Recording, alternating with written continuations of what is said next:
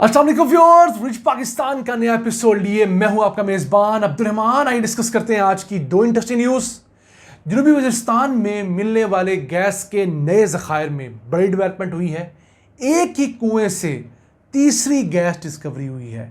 जी हाँ, एक कुएं से 3 मुख्तलिफ ज़मीन के लेयर्स में गैस मिली है और ये गैस बढ़कर 23.85 मिलियन क्यूबिक फीट हो चुकी है। एक बड़े साइज़ की डिस्कवरी है।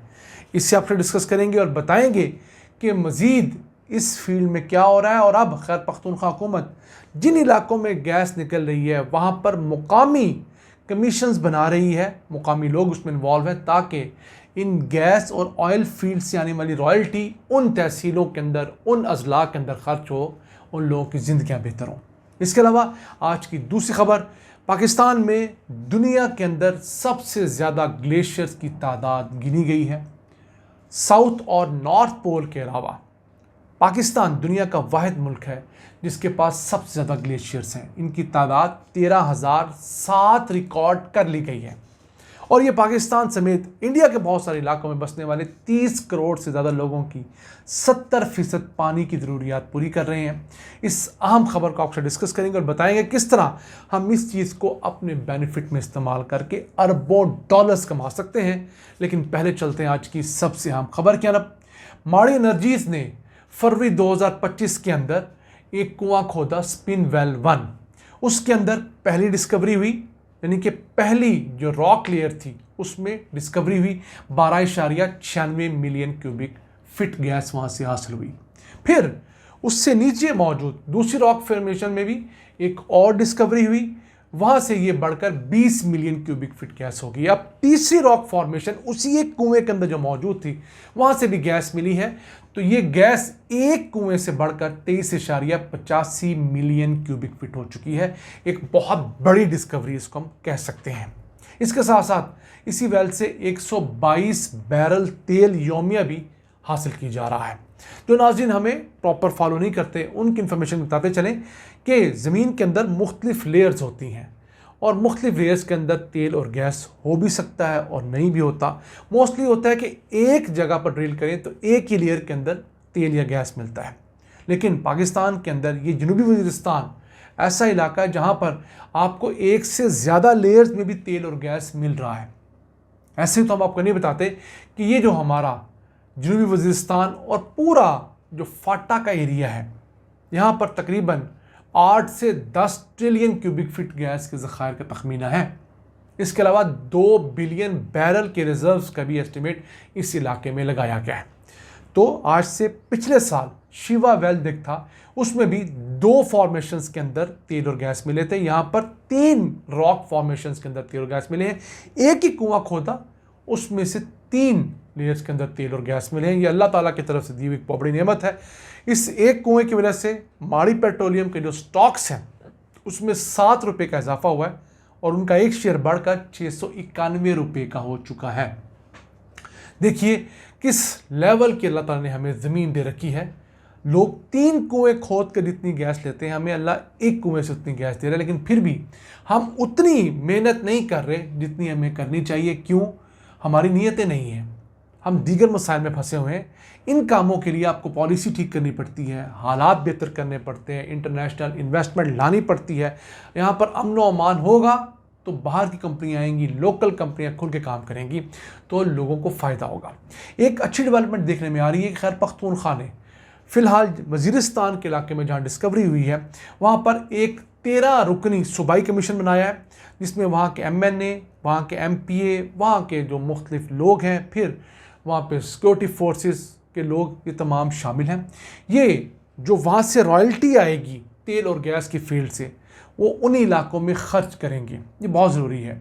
ये शिकवा खैर पख्तूनख्वा में भी है, सिंध में भी है, बलूचिस्तान में भी है, पंजाब में भी है कि जिन इलाकों से तेल और गैस निकाला जाता है वहाँ से आने वाली रॉयल्टी उस मुतल्लिका यूनियन काउंसिल में, उस मुतल्लिका तहसील में ख़र्च नहीं होती।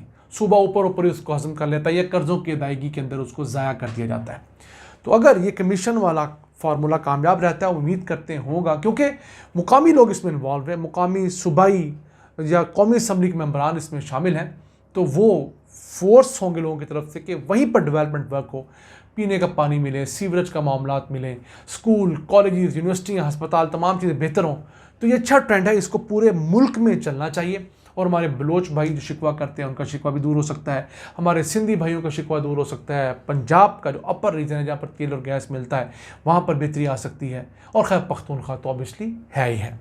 आइए चलते हैं आज की दूसरी अहम खबर की तरफ।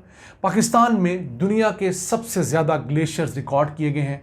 अब तक 13,007 ग्लेशियर्स की काउंटिंग हो चुकी है, और दुनिया के किसी भी मुल्क में सबसे ज़्यादा ग्लेशियर्स की तादाद ये है। पाकिस्तान से ज़्यादा ग्लेशियर्स जो हैं वो नॉर्थ और साउथ पोल में हैं। वो ऐसा कोई मुल्क नहीं है, इसलिए उनको हम कंसीडर नहीं कर रहे। अतालवी साइंसदान ने यह तहकीक की है, और उन्होंने ये कहा है कि इन ग्लेशियर्स के पिघलने से जो पानी आता है गर्मियों के अंदर, वो 30 करोड़ लोगों की ज़िंदगियों के लिए ज़रूरी है। उनकी 75% पानी की ज़रूरियात वो पूरी करता है। पाकिस्तान में भी और इंडिया की साइड पर अगर हम चले जाएँ, कश्मीर, लद्दाख और इसके इर्द गिर्द जो इलाके हैं, वहाँ पर ये पानी जो है ज़िंदगी बख्शता है। लेकिन बदकिस्मती से हो यह रहा है कि पिछले 40-50 सालों से ग्लोबल वार्मिंग के ज़रिए इन ग्लेशियर्स का साइज़ छोटा हो रहा है। अब पाकिस्तान में एक बहुत अहम ग्लेशियर है पासू ग्लेशियर, जो कि तकरीबन 63 मुरब्बा किलोमीटर के ऊपर फैला हुआ है। अब उसके साइज़ में हर महीने 4 मीटर कमी हो रही है, और पिछले 30 सालों के अंदर ये ग्लेशियर 10% कम हो चुका है। वजह क्या है? अब ज़्यादा गर्मी पड़ रही है तो ये ग्लेशियर ज़्यादा पिघल रहा है, और इन ग्लेशियर्स के ज़्यादा पिघलने की वजह से जो ग्लेशियर लेक्स होते हैं, यानी कि जो झीलें होती हैं, वो भी ज़्यादा बन गई। पाकिस्तान में ऐसी ग्लेशियर लेक्स जो हैं उनकी तादाद 3044 हो चुकी है, और इनमें से 33 ऐसी झीलें हैं जो किसी वक्त भी फट सकती हैं। यानी कि वो बड़ी कच्ची ज़मीन के ऊपर बनी हुई है, नशेबी इलाका था, वहाँ पर पानी ज़्यादा भर गया, कुछ भी हो और वो फट गई तो नीचे जो जो गांव आएंगे वो तबाह हो जाएंगे। तो हमें अब करना क्या है? हमें इस चीज़ को कैश करवाना है।